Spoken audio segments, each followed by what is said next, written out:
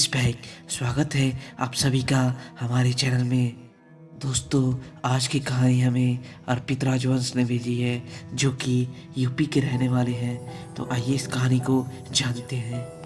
यह कहानी यूपी की है और यह कहानी सूरज और मनोज के साथ घटित हुई है।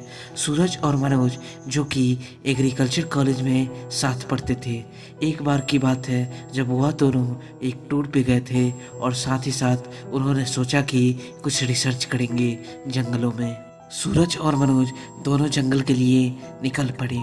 जब वह दोनों जंगल में एंटर किए तो उन्होंने एक रास्ते में बोर्ड देखा जिस पे डेंजर लिखा हुआ था, पर इन्होंने उसको ज़्यादा सीरियस नहीं लेते हुए आगे बढ़ते चले गए। आगे बढ़ने के बाद उन्हें जंगल में एक गेस्ट हाउस जैसा दिखा। उस गेस्ट हाउस में इन्होंने रुकने का सोचा क्योंकि यह दोनों बहुत ही थक चुके थे। जब उन्होंने गेस्ट हाउस का गेट ठकठकाया तो एक बूढ़ा आदमी गेट खोला। सूरज और मनोज दोनों एक साथ पूछा कि बाबा, यहाँ पे रहने के लिए कोई व्यवस्था है क्या? वह बूढ़ा आदमी अचंभित तरीकों से इन दोनों के चेहरे पे देखने लगा। फिर कहा, तुम दोनों कहाँ से आए हो? जब सूरज और मनोज ने कहा कि हम दोनों यूपी के रहने वाले हैं और यूपी के एग्रीकल्चर कॉलेज में पढ़ते हैं, हम दोनों घूमने और कुछ रिसर्च के बारे में जानने के लिए जंगल में आए हैं। तो बाबा ने कहा, ठीक है, आज रात रुक जाओ, लेकिन कल तुम यहाँ नहीं रुक सकते। फिर वो दोनों गेस्ट हाउस में रुक गए और बाद में बातचीत करने लगे उस बूढ़े व्यक्ति से। बूढ़े व्यक्ति से बात करते करते मनोज ने कहा, बाबा, क्या आप हम दोनों की मदद कर सकते हैं जंगल घुमाने में और कुछ रिसर्च करने में? वह बूढ़ा व्यक्ति कहा कि नहीं, मैं कुछ नहीं कर सकता मदद तुम लोगों की। तुम लोग कल बस यहाँ जगह खाली करके चले जाना, यहाँ पे रुकोगे तो पछताओगे। बस इतना कहते हुए बाबा ने उन दोनों को खाना दे दी और वहाँ से चला गया। फिर रात में वह कहाँ गया, कहाँ पे सोया, यह हम दोनों को पता नहीं चला, क्योंकि हम लोग जब गेस्ट हाउस को इधर उधर देखे तो वह बूढ़ा व्यक्ति हम लोग को नहीं दिखा।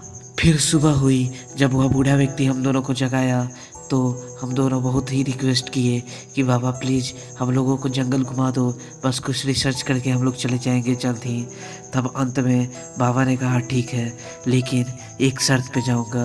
अगर तुम मेरे साथ चलोगे, अगर किसी तरह की कोई भी आवाज़ सुनाई दे तो पीछे मत घूमना। और हम दोनों के हाथ में एक एक और बोला कि चाहे कुछ भी हो जाए, यह लाठी अपने हाथों से मत छोड़ना।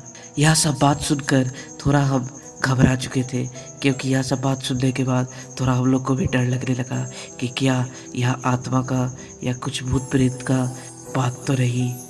फिर हम लोगों ने बाबा से पूछा कि बाबा, क्या यहाँ पे आत्माएं रहती हैं? बाबा ने गुस्साइल तरीके से इन दोनों की तरफ देखने लगा और कहा कि अगली बार से इस चीज़ों का नाम लिया तो मैं अभी तुम दोनों को छोड़ कर चला जाऊंगा। हम दोनों चुप हो गए, उस बाबा के साथ घूमने चल दिए। जंगल में हम लोग घूम ही रहे थे, तभी मनोज को पीछे से कुछ आहट सुनाई दी, जैसे कोई उसका पीछा कर रहा हो दौड़ते हुए। वह पीछे नहीं मुड़ा क्योंकि बाबा ने उसे रोका था। फिर वह आवाज़ शांत हो गई और कोई धीरे से दोनों का नाम बुलाने लगा। सूरज और मनोज कह के उन दोनों को बुलाने लगा। यह दोनों फिर भी पीछे नहीं मुड़े। फिर दोनों ने पूछा कि बाबा, कोई हम लोग का नाम पुकार रहा है। बाबा ने कहा, चुपचाप आगे बढ़ते चलो, पीछे देखने की ज़रूरत नहीं है। फिर दोनों को अजीबोगरीब आवाज़ें सुनाई देने लगी। मनोज शांति से तो चल रहा था, लेकिन उसके अंदर ही अंदर चल रही थी कि पीछे आखिर है क्या जो हम लोगों को इतना परेशान कर रही है। वह धीरे धीरे आगे बढ़ता गया और जब उसे लगा कि उसके साथ साथ कोई एक परछाई चल रही है, तब वह पीछे मुड़ने का सोचा। और जैसे ही उसने पीछे मुड़ा, वह देखते ही घबरा गया। उसके पैरों तले जमीन खिसक गई और ऐसा चीज़ वह देखा जिसे देखकर कोई भी घबरा जाता और वहीं चक्कर खाकर गिर जाता। मनोज जोर से चीखा, चिल्लाया और वहीं पे बेहोश होकर गिर गया। सूरज और वह बूढ़े व्यक्ति दोनों ने मिल के मनोज को उठाया और गेस्ट हाउस ले आया। फिर वह बूढ़े व्यक्ति ने कुछ मंत्र का जाप किया और फिर एक पत्ते पर कुछ सिंदूर जैसा मिलाकर मनोज को खिला दिया।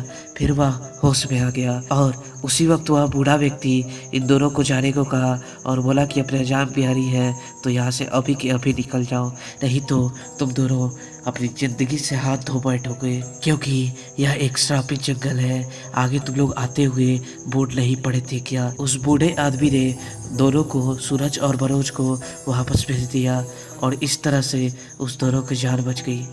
नहीं तो सूरज और मनोज अपनी जान से हाथ धो बैठे थे। और उसके बाद से आज तक किसी भी टूर का नाम याद आता है या कुछ भी होता है तो उन दोनों की रूह कांप जाती है। और कभी कभी मनोज तो आज भी सपना में डर कर बेहोश हो जाता है। तो दोस्तों, यह थी अर्पित राजवंश की द्वारा भेजी हुई एक सच्ची घटना। अब हम फिर मिलते हैं अपनी एक अगली सच्ची घटना के साथ। धन्यवाद।